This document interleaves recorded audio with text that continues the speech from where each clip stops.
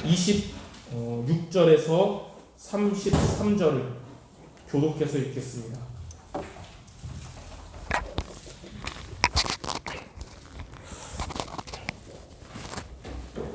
마태복음 10장 26절에서 33절, 제가 먼저 26절 읽겠습니다. 그런즉 그들을 두려워하지 말라. 감추인 것이 드러나지 않을 것이 없고 숨은 것이 알려지지 않을 것이 없느니라.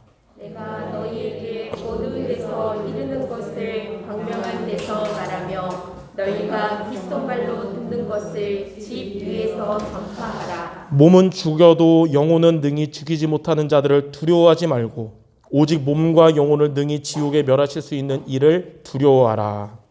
삼십년대가 한 아사리온에 팔리지 않느냐. 그러나 너희 아버지께서 허락하지 아니하시면 그 하나도 땅에 떨어지지 아니하리라. 너희에게는 머리털까지 다 세신 바 되었나니 두려워하지 말라. 너희는 많은 참새보다 귀하니라. 누구든지 사람 앞에서 나를 시인하면 나도 하늘에 계신 내 아버지 앞에서 그를 시인할 것이요 누구든지 사람 앞에서 나를 부인하면 나도 하늘에 계신 내 아버지 앞에서 그를 부인하리라. 아멘.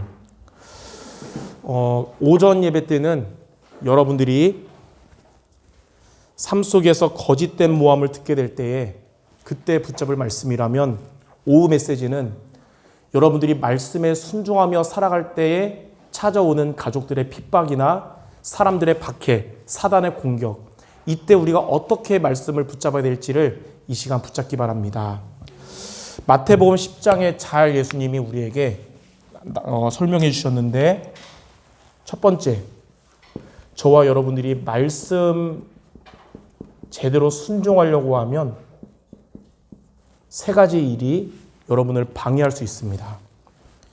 첫 번째는 말씀에 순종하는데 사람들이 여러분을 박해할 수가 있어요.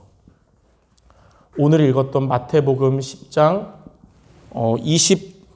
마태복음 10장 16절에서 18절에 보니까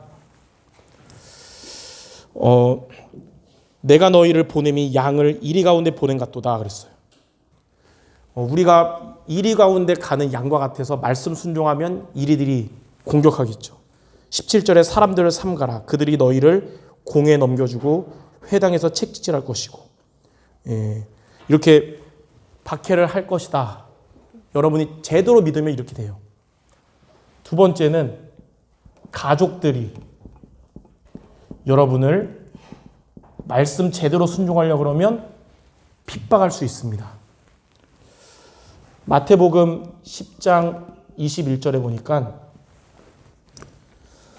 장차 형제가 형제를, 아버지가 자식을 죽는 데 내주며 자식들이 부모를 대적하여 죽게 하리라. 이렇게 제대로 예수님 믿고 말씀 따라가려고 하면, 또 가족들에게 복음 전하는데 가족들은 여러분을 핍박할 수도 있다는 거예요. 그리고 세 번째, 사탄이 여러분을 속이면서 공격할 수가 있습니다. 마태복음 10장 23절에 보니까 이 동네에서 너희가 박해하거든 저 동네로 피하라. 내가 진실로 너희에게 이르노니 이스라엘의 모든 동네를 다 지나지 못해서 인자가 오리라.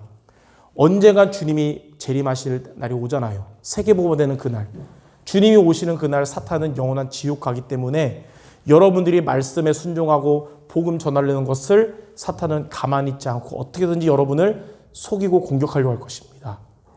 우리가 이런 것 때문에 그 말씀을 순종하지 않고 살아간다는 것은 마귀랑 타협하는 거기 때문에 더 안 좋겠죠. 그럼 우리는 두 번째, 이렇게 여러분이 박해당할 때 여러분이 기억할 것 두 가지가 있습니다. 여러분이 말씀에 순종하고 살아가는데 박해를 당할 때 오늘 예수님이 마태복음 10장에 말씀하신 두 가지를 붙잡아야 됩니다. 첫 번째, 우리는 박해자를 두려워 말라. 여러분, 박해자를 두려워하면 안 돼요. 왜냐하면 마태복음 10장 26절에 예수님 말씀하셨어요. 그들을 두려워하지 말라.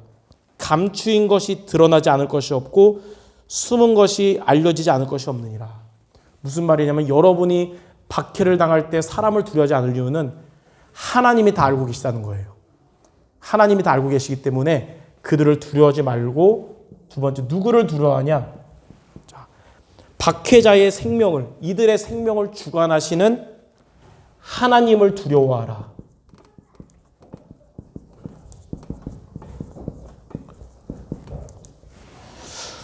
마태복음 10장 28절에 예수님이 이렇게 말씀하셨어요.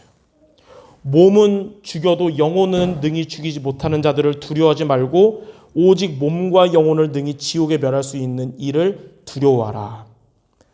그러므로 여러분들 이렇게 박해를 당할 때 박해자를 두려워하지 말고 박해자의 생명을 주관하시는 하나님을 두려워하시기 바랍니다. 그러면 어떻게 되냐? 하나님께서 여러분을, 그러한 여러분의 신앙을, 말씀 순종하는 여러분을 인정하십니다. 마태복음 10장 32절 32절에 보니까, 32절 33절에 보니까 누구든지 사람 앞에서 나를 시인하면 나도 아버지 앞에서 그를 시인하고 사람 앞에서 나를 부인하면 나도 아버지 앞에서 그를 부인하리라. 박해 올 때 여러분이 부인하지 말고 이렇게 박해자를 두려워하지 말고 하나님을 두려워하면 하나님도 여러분을 시인하고 인정하신다 그러는 거예요. 그리고 반드시 상급이 있고 이렇게 하면 응답이 옵니다.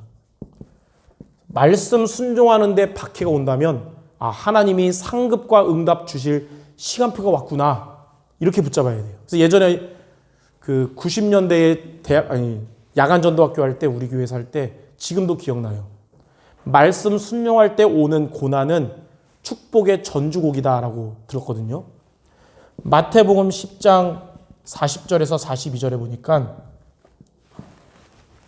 너희를 영접하는 자는 나를 영접하고 너희를 영접하는 자는 나를 보내신 이를 영접하는 것이고 냉수 한 그릇도 하나님은 결단코 상을 잊지 않는다 그랬어요.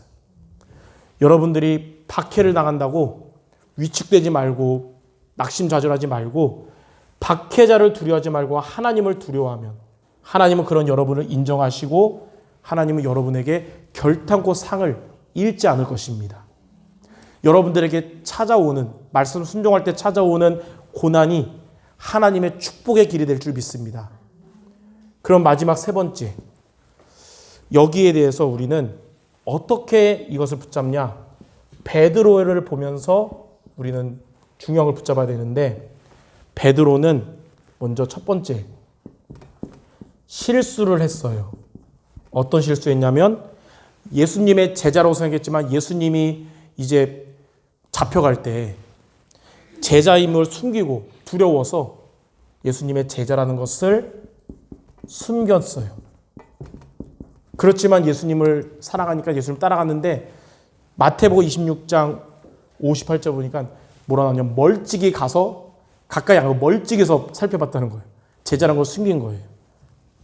그리고 베드로는 이 말씀을 망각한 것입니다. 이 마태복음 10장 이 말씀을 베드로가 이런 일 당하기 전에 이미 있었는데 그것을 까먹고 있었던 거예요. 그러다가 나중에 이제 3번 예수님 부인하고 나서 예수님의 말씀이 생각나서 후회하게 됩니다. 닭 3번 울기 전에 네가 나를 부인할 것이다. 그것도 생각나고 예전에 들었던 말씀을 붙잡지 못함을 알고 후회하게 된 거예요. 어쩌면 저와 여러분의 모습일 수도 있습니다. 말씀을 붙잡았지만 어려운 환경이 오면 또 두려움에 빠지고 불신앙에 빠질 수 있고 나중에 후회할 수 있잖아요. 근데 두 번째, 베드로가 회복이 된 게 언제냐면 베드로가 하나님이 주시는 성령 충만을 얻게 된 것입니다. 사도행전 1장 8절에 예수님이 그랬어요. 감람산 언약 잡고 오직 성령이 임하시면 권능받고 땅끝까지 증인될 것이다. 이 말씀 잡고 1장 14절에 기도에 힘썼는데 성령 충만을 얻게 됐습니다. 성령 충만을 얻고 난 베드로는 변했어요. 두려움이 사라지고 담대하게 복음을 증거하는 자가 됐습니다. 사도행전 2장 14절에 보니까 모인 자들에게 담대하게 복음을 전한 거예요.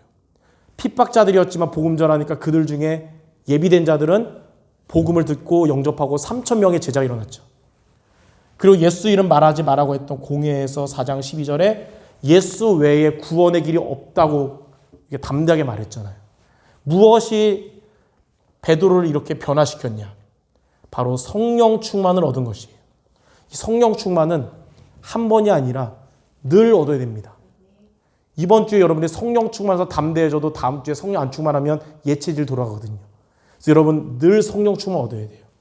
그리고 하나님은 이런 복음 증거한 베드로에게 전도의 역사를 일으켜 주셨습니다. 아까 얘기했듯이 사도행전 2장 37절에서 42절에 보니까 이렇게 담대하게 복음을 전했는데 사람들의 마음이 찔려서 울면서 우리가 어떻게 하면 되냐?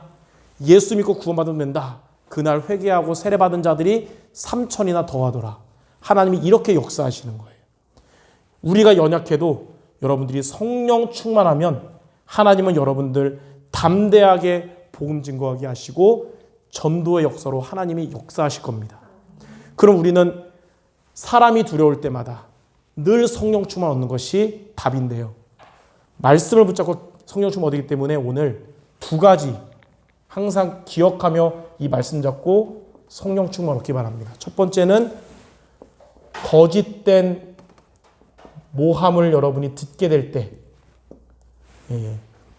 두 가지잖아요. 기도로 신중하게, 그리고 하나님의 말씀으로 정확하게 결정하게 하소서. 이 말씀 붙잡고 여러분이 기도하는 시간 가지면 하나님 여러분에게 두려워하지 않는 성령 충만 주실 거고요. 두 번째는 말씀에 순종할 때 사람들이 두려워질 때, 그때 오늘 이 말씀, 박해자를 두려워하지 말고 박해자의 생명을 주관하시는 하나님을 두려워하자. 이 두 가지 오늘 여러분의 상황이 올 때마다 말씀을 붙잡고 여러분들이 성령 충만 얻어서 베드로처럼 갱신된 전도제자로 살아가는 우리 성도 모두 되시기를 주님의 이름으로 축원합니다. 기도하고 마치겠습니다. 하나님, 우리 성도들이 하나님의 말씀을 붙잡아도 성령 충만 얻지 못하면 또 예체질로 돌아가고 또 후회되고 그런 옛날의 베드로 같은 삶이기에 베드로처럼 날마다 성령 충만 얻는 기도 승리하게 하셔서 주신 말씀 붙잡고 기도함으로 힘을 얻어서 모든 사람을 전도의 눈으로 보며 담대하게 복음 전하고 두려워하지 않게 하시고 그런 우리 성도들의 삶에 주님께서 응답하여 주시옵소서. 예수 그리스도 이름으로 기도드립니다. 아멘.